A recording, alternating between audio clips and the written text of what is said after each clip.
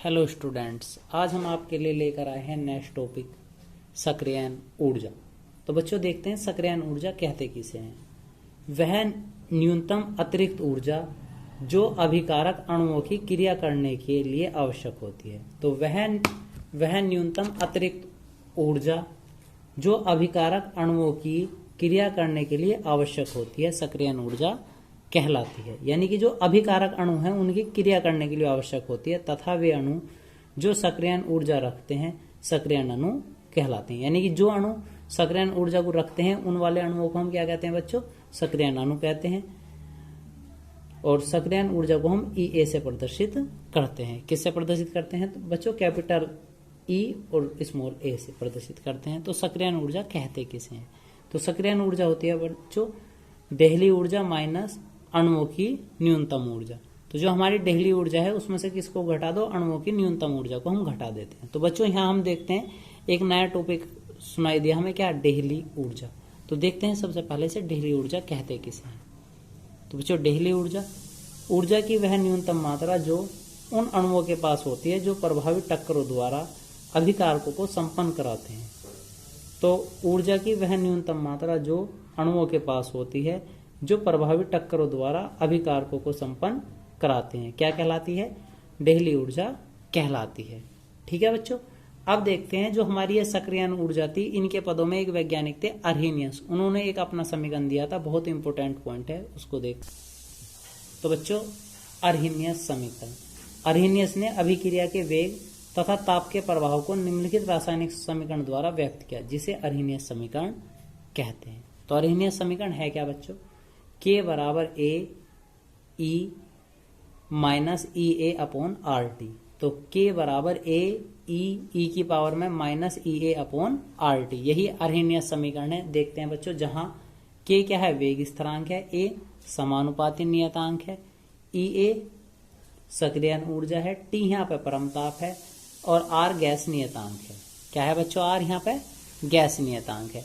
यदि हम इस समीकरण को थोड़ा सा हल करें, यानी कि समीकरण एक का हम क्या करते हैं दोनों ओर का लोग ले लें, तो बच्चों क्या बनेगा? लोग के ई बेस पे। जब लोग लिया जाए बच्चों किस बेस पे लिया जाए? ई पे। तो लोग ई बेस पे के और ये वाला हो जाएगा लोग ई बेस पे ए ई माइनस ई ए अपॉन आर टी। ठीक है बच्चों, तो ये लोग के आगे बना, तो इसमें कितने फंक्शन हो गए बच्चों? दो बन गए। कितने फंक्शन है? दो। तो लोग की प्रोबेबिलिटी क्या है? एक लोग का हमने सूत्र पढ़ा था m इंटू एन। तो लोग m इंटू एन क्या कहता है? लोग m माइनस लोग n। तो दोनों पार्ट को क्या करते हैं? आपस में घटा दें। तो क्या है? लोग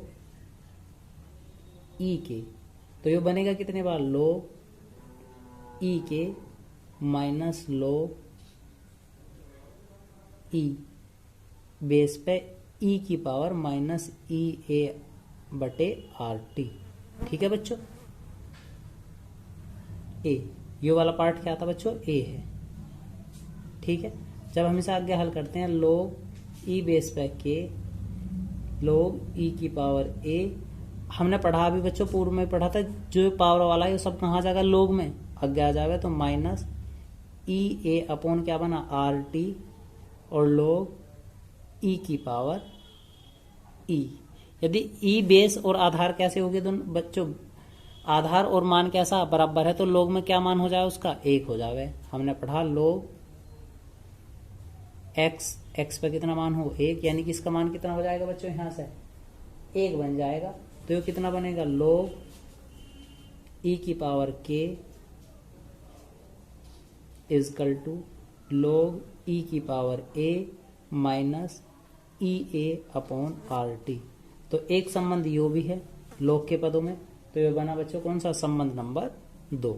तो हमने क्या करा? दोनों तरफ से लोग लिया, e की पावर में k e की पावर में a minus E A R T, समीकरण नंबर 2 बन गई यहां से। ठीक है बच्चों, इसे हम आगे हल करके एक संबंध और बना सकते हैं, देखते हैं वो संबंध। तो बच्चों देखते हैं नेक्स्ट, जब e बेस पे दे रखा था हमें इसे कितना लिख सकते हैं? 2.303 लोग e बेस पे k, और इस वाले को भी क्या कर देंगे? 2.303 लोग ई बेस कितना हो जाएगा बच्चों? अब 10 हो जाएगा, 10 ए माइनस ई ए अपॉन आर टी। ये वाला हमने पहले ही पढ़ा था क्या, लोग यदि ई बेस पे एक्स है और इसे हमें बदलना हो किसमें, बेस 10 में, तो 2.303 कि हम क्या करते हैं बच्चों, गुणा करते हैं, तो कितना हो जाएगा 10 बेस पे एक्स बन जाओगे। तो यही काम हमने इसमें करा, केवल बेस 10 हुआ। ठीक है बच्चों, तो दोनों में क्या है, बेस 10 है, बाकी में किसी में भी बेस में कुछ भी नहीं है। तो यदि हम इन दोनों पार्ट में से हम क्या कर सकें बच्चों, इस वाले से दोनों को भाग दे दो, लोग 10 बेस पे के बराबर 2.303 लोग 10 बेस पे ए, इस सभी किससे भाग देते हैं, 0.3 से, इस वाले से। और जब ये वाला पार्ट बच्चों इस तरफ आओगे तो ये भी कितना हो जाएगा, 2.303 RT, कितना हो जाएगा बच्चों, RT। तो यानी जो 2.303 था किसके बटे में आ गया, दोनों पदों के बटे में आ गया, तो इससे तो ये कैंसिल हो गया। तो हमारे पास क्या बचा बच्चों, लोग 10 बेस पे के बराबर लोग 10 बेस पे ए माइनस ई ए बटे 2.303 RT। ठीक है बच्चों, इसे भी हम नेक्स्ट समीकरण दे देंगे, सपोज समीकरण नंबर 3। तो उम्मीद है आपको यहाँ तक तो समझ आ गया होगा। अब देखते हैं नेक्स्ट इससे आगे। तो बच्चों अब हम समीकरण नंबर 3 को दो भिन्न भिन्न तापों T1 व T2 पर अभिक्रियाओं के नियतांक K1 व K2 के लिए लगा देंगे। ठीक है बच्चों, तो पहली अभिक्रिया के लिए क्या हो जाएगा, log 10 बेस पे K का मान तो K1 log 10 बेस पे A माइनस EA बटे 2.303 R कितना हो जाएगा T1। सपोज ये कौन सी समीकरण है, समीकरण नंबर 4। और दूसरे ताप के लिए कितना कर देंगे, दूसरे समीकरण के लिए बच्चों log 10 बेस पे K2 equal to log 10 base पे A माइनस EA बटे 2.303 R T2 समीकरण नंबर 5। तो बच्चों हमने क्या करा, अलग अलग ताप पे दोनों अलग अलग समीकरण बना ली, एक समीकरण नंबर 4, एक समीकरण नंबर 5। ठीक है बच्चों, यदि हम समीकरण 5 में से समीकरण 5 माइनस समीकरण 4, यदि हम 5 में से क्या करें बच्चों, समीकरण 4 को घटा दे तो क्या बनेगा, log 10 बेस पे K2 माइनस log 10 बेस पे K1 equal to log 10 base पे A माइनस EA बटे 2.303 R T2। और दूसरे पार्ट को क्या करा बच्चों, हमने माइनस करा, तो माइनस log 10 बेस पे A और वो माइनस इस वाले को क्या कर देगा, प्लस EA बटे 2.303 R T1। तो क्या हुआ बच्चों, इस वाले पार्ट से कैंसिल हो गया। ठीक है बच्चों, तो अब इसे देखते हैं, ये होता log 10 बेस पे K2 माइनस log 10 बेस पे K। तो हम इसे क्या लिख सकते हैं बच्चों, log 10 बेस पे K2 बटे K1। और ये वाला हमारे पास क्या पार्ट बचा, ये माइनस में बचा बच्चों, ये वाला पार्ट प्लस में। तो जो एक माइनस में एक प्लस में, तो दोनों में से क्या कॉमन है, पहले तो हम प्लस वाले को पहले लिख देंगे, EA बटे 2.303 R T1 माइनस EA बटे 2.303 R T2। ठीक है बच्चों, अब इसमें से हम कुछ हल करेंगे, दोनों में कुछ कॉमन है क्या बच्चों, EA बटे 2.303 R, तो क्या बचेगा 1 बटे T1 माइनस 1 बटे T2। और क्या बच रहा था, log 10 बेस पे K2 बटे K1, log 10 बेस पे K2 बटे K1। तो बच्चों यह है वह अभिष्ट संबंध है जिसपे कितनी बार आंतरिक प्रश्न पूछ लिया जाता है। यही इसकी सहायता से क्या करा जा सके, सक्रियण ऊर्जा की गणना करी जा सके। ठीक है बच्चों, तो अब इसके नेक्स्ट टॉपिक है कुछ आंकिक प्रश्नों की हम यहाँ से व्याख्या करेंगे, यानी कि अब सक्रियण ऊर्जा पर कुछ आंकिक प्रश्न या अरहिन्य समीकरण पर कुछ आंकिक प्रश्न। उम्मीद है आपको ये टॉपिक समझ आया होगा। अब देखते हैं कुछ आंकिक प्रश्न।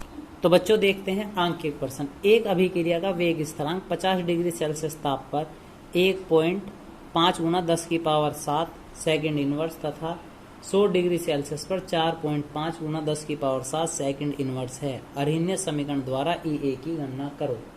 तो बच्चों क्या दे रखा, सबसे पहले इसने हमारे पास दे रखा ताप, कितना T1 मान लेंगे, कितना था 50 डिग्री था, हमें क्या चाहिए परम ताप में चाहिए, तो कितना जोड़ देंगे बच्चों 273। तो जब हम T1 में 273 ऐड कर देंगे तो हमारे पास कितना बनेगा बच्चों 323 केल्विन। फिर T2 भी दे रखा हमें कितना बच्चों 100 में कितना जोड़ दे जाएगा 273, तो कितना हो जाएगा बच्चों 373 केल्विन। अब उसने हमें क्या दे रखा था, 50 डिग्री सेल्सियस पर इतना तथा 100 पे इतना सेकंड इनवर्स है, यानी कि पहला मान किसका था, K1 का। तो K1 बराबर हमें कितना दे रखा था, 1.5 गुना 10 की पावर 7 सेकंड इनवर्स। और K2 बराबर बच्चों हमें कितना दे रखा, 4.5 गुना 10 की पावर 7 सेकंड इनवर्स।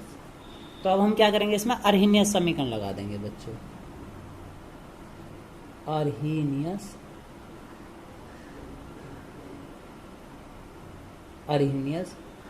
समीकरण से। तो बच्चों अर्हीनियस समीकरण क्या था, अभी हमने ज्ञात करा था थोड़ी देर पहले, क्या था, log 10 बेस पे K2 बटे K1 बराबर EA बटे 2.303 RT/R, और कोष्ठ में था हमारे पास T1 बटे 1/T1 माइनस 1/T2। ठीक है बच्चों, अब हम सबके मान रखते हैं। इस मान रखने में केवल हमारे पास क्या बचा बच्चों, एक R बचा। जब हम इनका R का मान ज्ञात कर रहे थे पूर्व में, तो हमने मानना था R का मान कितना, 8.314 लिखा था ये। तो अब हम सभी मानों को इसमें रख देंगे। तो हमारे पास बना बच्चों log 10 बेस पे K2 का मान कितना दिया हुआ बच्चों, 4.5 गुना 10 की पावर 7 बटे K1 का मान 1.5 गुना 10 की पावर 7। EA का मान हमें ज्ञात करना 2.303 गुना R का मान कितना, 8.314 1/T2 T1 है हमारे पास बच्चों 323 माइनस, और T2 हमारे पास दिया हुआ 373। इससे वो कट गया। जब इससे कटेंगे कितनी बार, 3 बार। तो log 10 बेस पे कितना मान बना बच्चों, 3, और ये हमारे पास मान बन रहा कितना, EA बटे 2.303 गुना 8.314, और इसे हम हल करेंगे बच्चों। जब इसका हम एलसीएम लेंगे तो कितना होगा, 323 गुना 373, और यू बनेगा 373 माइनस 323। तो log 10 बेस पर 3 का मान हमने पूर्व में देखा था 0.4771, और EA बटे कितना बच्चों, ये वाली कैलकुलेशन हम सेम रखेंगे, 2.303 गुना 8.314 गुना ऊपर से घटा कितना बनेगा बच्चों, 50 बटे 323 गुना 373। यहाँ से हमें क्या निकालना बच्चों, EA का मान निकालना। तो EA बराबर क्या बनेगा हमारे पास, 0.4771 गुना 2.303 गुना 8.314 गुना 323 गुना 373 बटे, कौन आएगा, केवल बटे में आएगा यहाँ से 50। कितना बनेगा बच्चों, 50। और हम इस पूरी कैलकुलेशन को हल करेंगे तो हमारे पास हल करने पे EA का मान आ जाएगा 2.201 गुना 10 की पावर 4 क्या है, में जूल मोल इनवर्स में। ठीक है बच्चों, किस में आ जाएगा, EA बराबर 2.21 गुना 10 की पावर 4 जूल मोल इनवर्स। तो बच्चों अब देखते हैं नेक्स्ट। तो बच्चों एक क्वेश्चन दिया हुआ, एक प्रथम कोटि कि किसी वियोजन अभिक्रिया के लिए वेग स्थिरांक का यो एक समीकरण दे रखा है। इस अभिक्रिया के लिए सक्रियण ऊर्जा का मान क्या होगा। तो बच्चों सक्रियण ऊर्जा निकालने के लिए हमें एक अर्हीनियस समीकरण हमने पढ़ी थी, अर्हीनियस समीकरण से। तो बच्चों हमने 3 बार अर्हीनियस समीकरण को दिया था, 1 2 3, तो अलग अलग समीकरण थी। तो एक समीकरण हमने उसमें यो भी पढ़ी थी, log K बराबर log A माइनस EA बटे 2.303 RT पढ़ी थी ना। कितने बेस पे थी वो, 10 बेस पे। एक समीकरण, और एक दूसरी समीकरण इन्हें दे रखी, log 10 बेस पे K बराबर 14.34 माइनस 1.25 गुना 10 की पावर 4 बटे में क्या बच्चों, T। समीकरण नंबर 2। यदि हम समीकरण 1 और 2 की तुलना कर लें, समीकरण 1 व समीकरण 2 की तुलना करने। तो बच्चों जब हम यहाँ से तुलना कर रहे तो तुलना करने पे ये तो सेम है, यहाँ से ई लोग 10 बेस पे ए का मान तो यू आ जाओगा। हमें किसका मान चाहिए, बस अपने सवाल के अनुसार, केवल उसने हमें सक्रियण ऊर्जा पूछा तो ई ए चाहिए, तो हम यहाँ से ई ए की तुलना करेंगे। तो हमारे पास बनेगा ई ए बटे 2.303 RT बराबर 1.25 गुणा 10 की पावर 4 बटे में कितना T। ठीक है बच्चों, तो यहां से T यहां से हमारे पास इसमें भी T है, इस T से T हो गया कैंसिल। ठीक है बच्चों, अब हमारे पास बचा क्या, R बचा, यहां से क्या बच गया R। तो EA बटे 2.303 गुणा R बराबर 1.25 गुणा 10 की पावर 4। तो यदि हम यहाँ से EA का मान निकालना हो तो EA बराबर कितना हो जाएगा बच्चों, 1.25 गुणा 10 की पावर 4 गुणा यू वाला सारा पार्ट कहाँ चला जाएगा ऊपर, 2.303 और R का मान हमें पता ही है 8.314।